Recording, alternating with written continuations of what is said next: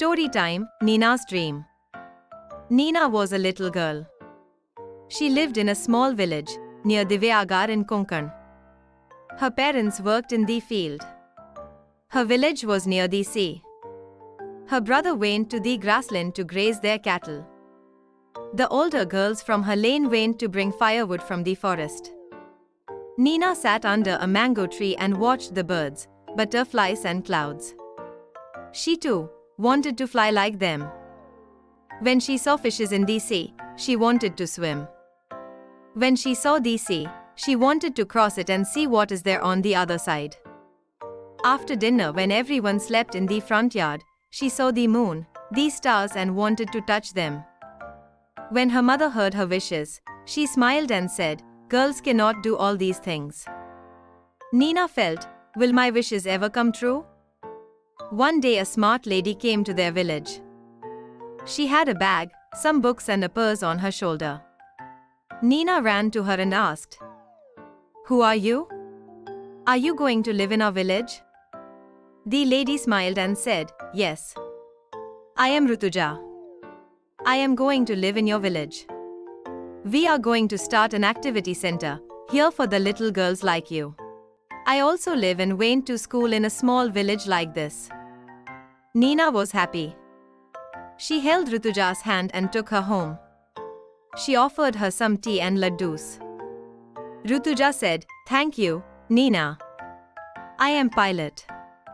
But I have left the job because I want to teach different things to the little girls from villages." "A pilot? Really?" Nina was jumping with joy. "See, mother. Girls can fly." Rutuja smiled and said, "They can sail across the ocean too." Mother too was very happy. Nina ran out to tell everyone about the new activity center. आओ इस कहानी को धीरे धीरे समझते हैं और बाद में चैप्टर के एक्सरसाइजेस पर काम करेंगे। नीना एक छोटी लड़की थी। वह कोंकण के दिव्यागर के पास एक छोटे से गांव में रहती थी। उसके मम्मी पापा खेत में काम करते थे। उसका गांव समुद्र के पास था। उसका भाई गायों को चराने के लिए घास के मैदान में जाता था। उसकी गली की बड़ी लड़कियां जंगल से लकड़ी लाने जाती थीं। नीना आम के पेड़ के नीचे बैठकर पक्षियों, तितलियों और बादलों को देखती रहती थी। वो भी उनकी तरह उड़ना चाहती थी। जब वो समुद्र में मछलियां देखती तो उसे तैरने का मन करता। जब वो समुद्र देखती तो उसे पार कर दूसरी तरफ जाने की इच्छा होती। रात को जब सब खाना खाकर आंगन में सो जाते तो वो चांद और तारों को देखकर उन्हें छूने का सपना देखती।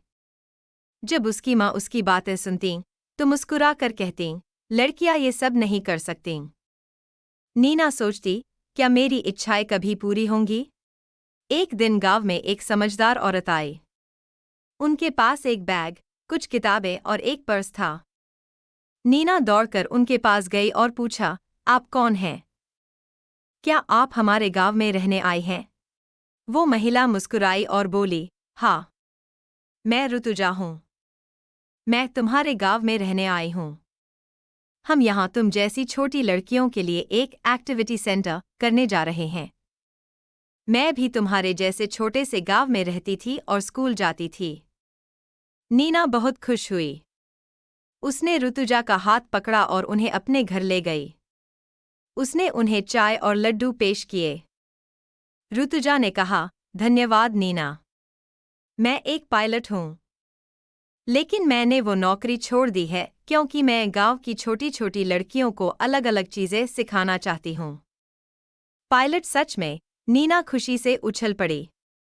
"देखो, माँ, लड़कियां भी उड़ सकती हैं।" ऋतुजा मुस्कुराई और बोली, "वे समुद्र भी पार कर सकती हैं।" माँ भी बहुत खुश हुईं। नीना दौड़कर सबको नए एक्टिविटी सेंटर के बारे में बताने चली गई। Complete the following sentences by using the words and phrases given in the box. Nina was a dash. Nina was a little girl. Nina lived in a dash. Nina lived in a village. Her parents worked in the dash.